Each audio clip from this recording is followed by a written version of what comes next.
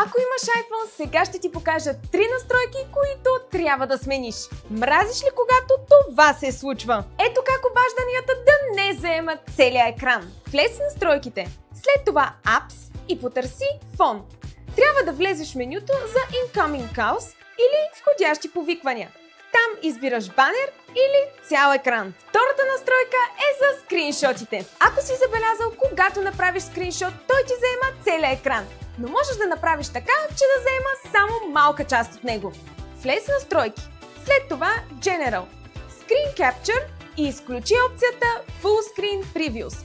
А ако все пак искаш да коригираш нещо по скриншота, просто го цъкни, когато го направиш. И последната настройка е за Safari и начинът, по който изглежда след последния апдейт. Барът за търсене е долу вместо в горната част на екрана.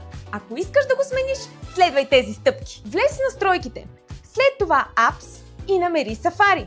Скрони надолу, докато не намериш Tabs. Тук можеш да избереш някой от трите варианта, който най-много ти харесва. А сега ни последвай за още полезна информация за твоя телефон.